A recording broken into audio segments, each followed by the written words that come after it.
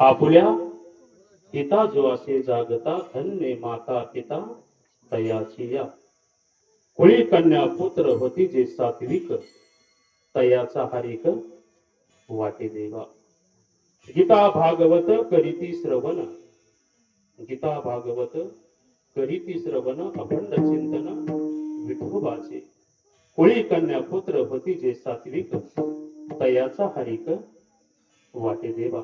तुका म्हणे मज, तुका म्हणे मज घडो त्यांची सेवा, तरी माझ्या दैवा पार नाही. कुळी कन्या पुत्र होती जे सात्विक तयाचा हरिक वाटे देवा.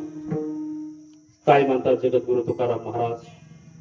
प्रथम चरणामध्ये म्हणतात, आपुल्या हिता जो असे जागता धन्य माता पिता तयाची या. आपल्या हितासाठी कोण जागा असतं? तर आदर्श माता पिता वारकरी संप्रदायाचे पायी आपल्या हितासाठी जागे असतात. दुसऱ्या चरणामध्ये म्हणतात, कुळी कन्या पुत्र होती जे सात्विक तयाचा हरिक वाटे देवा. तुम्हाला हे वाटेल, पण माझ्या भगवंताला सुद्धा हे वाटेल अशी मुलं घडवा, अशी जगद्गुरु तुकाराम महाराज म्हणतात.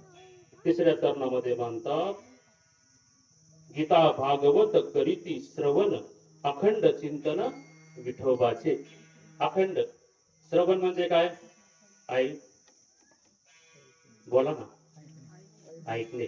गीता भागवत म्हणजे प्रवचन कीर्तन, गीता भागवत ऐका म्हणजे अखंड चिंतन आपलं काय होईल? विठोबाचे घडेल.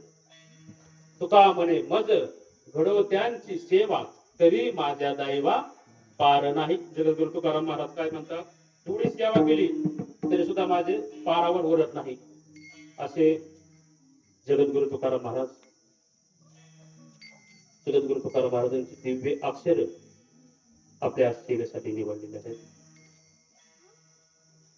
आणि अभंगाचा भावार्थ असाच असेल असा माझा दावा नाही बरं का आई. कारण वेगवेगळे वक्ते त्याचा वेगवेगळा भावार्थ काढू शकतात, वेगळाही भावार्थ असू शकतो. पण माझ्या बुद्धीला जसा पेलवेल त्याप्रमाणे माझे जगद्गुरु तुकारामांचे असा भावार्थ कसा असाच असेल असा माझा मुळीच दावा नाही. सेवेला सुरुवात करण्या अगोदर, अभंगाला स्पर्श करण्या अगोदर अल्पसा परिहार देणं वक्त्यांचं आद्य कर्तव्य. आपण किम निमित्त या ठिकाणी जमलेलो आहोत याची आपल्याला जाणीव आहे.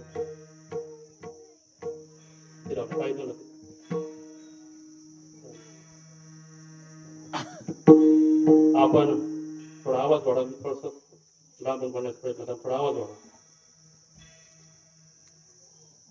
राम राम, हॅलो माहिती राम.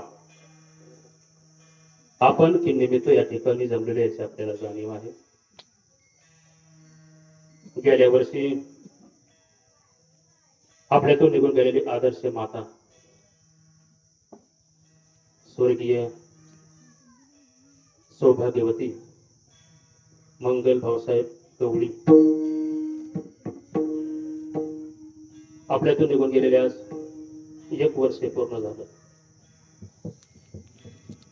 खऱ्या अर्थानं गवळी कुटुंबियांना दुःख होणं स्वाभाविक आहे.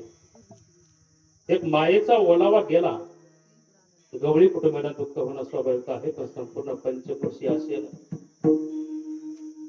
रमजान चिंचोली असेल, माळेवाडी असेल, कोंबळी असेल, कुळधरण असेल, एक दुःखाचा आघात झालेला असून आले देवाजीच्या मनात येथे काही कोणाचे चाले ना चाले हे शरीर कोणाचे असत्य.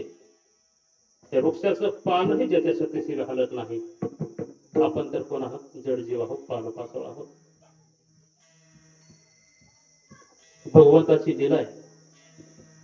तारणारा हे तोच आहे आणि मारणाराही तोच आहे. विठेवरचा मालक तारणारा हा तोच आहे आणि मारणाराही तोच आहे. एक प्रामाणिकपणाने आपल्या आईची, धर्मपत्नीची, आपल्या सासूची, आपल्या बहिणीची एक प्रामाणिकपणाने गवळी कुटुंबाने सेवा केली. पण येथे नाही गुरु आले अवतार येर ते पामर जीव किती. इथे देवाधिकाला राहता आलं नाही, याची संतांना राहता आलं नाही. आपण आपण तर पाला पाचवला आहे का ना. एक प्रामाणिकपणाने दसकरी विधी ही माझी सेवा झाली. का करायचं? दसकरी विधी झाल्यानंतर प्रत्येक महिन्याला जेवणाची तो आत्मा, आता बरेचसे लोक म्हणतात मृत आत्मा, पण आत्मा हा कधी मृत नसतो, आत्मा हा अमर असतो. आजही तागायत आपल्यातून मंगलताई गेलेली आहे, पण तो आत्मा आजही आपल्यातून आम्हाला आशीर्वाद देत आहे. आजही स्वर्गातून आता विलीन होणार आहे. आपण 12 वाजता पुढे टाकणार आहोत ना, तर आत्मा येथे 12 महिने भटकत असतो आणि तो आत्मा तुम्हाला आशीर्वाद देऊन अशा पवित्र दिवशी, अशा पर्वणीमध्ये आज काय आहे? आज दिवस कोणचा आहे? एकादशी, सोमवार.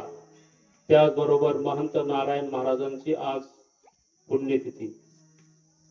आणि अशा पर्व काळामध्ये जर आईचं जाणं झालं असेल तर आईची आता स्वर्गाची दारं खुली असतात. अशा पवित्र काळामध्ये स्वर्गाची दारं खुली असतात. आज मंगल आका तुम्हाला आशीर्वाद देऊन स्वर्गामध्ये विलीन होणार आहेत. फक्त एक काम करायचे, आई सेवेला सुरुवात करण्या अगोदर आपण काय करायचे? काम करायचे. काय काम करायचं? सर्वांगाचं काम करायचे बरं का. आई विक्षेप करू नका, बोलू नका. फक्त एक काम करायचंय, कामामध्ये काम काही म्हणा राम राम. सर्वांगाचं काम करायचंय आणि अवदान द्यायचंय. अवदान म्हणजे काय? बोला ना, मला थोडं बोलायचं ना दे. आई, अवदान म्हणजे काय? हा, अवदान म्हणजे लक्ष दिलं तर तुम्हाला समजेल. तुम्ही लक्ष दिलं तर समजा, तुम्ही नाही लक्ष दिलं तर तुम्हालाही समजणार नाही, मलाही काय सुचणार नाही. म्हणून तुम्ही अवदान द्या. कोणी उठू नका, एक्सेप्ट करू नका.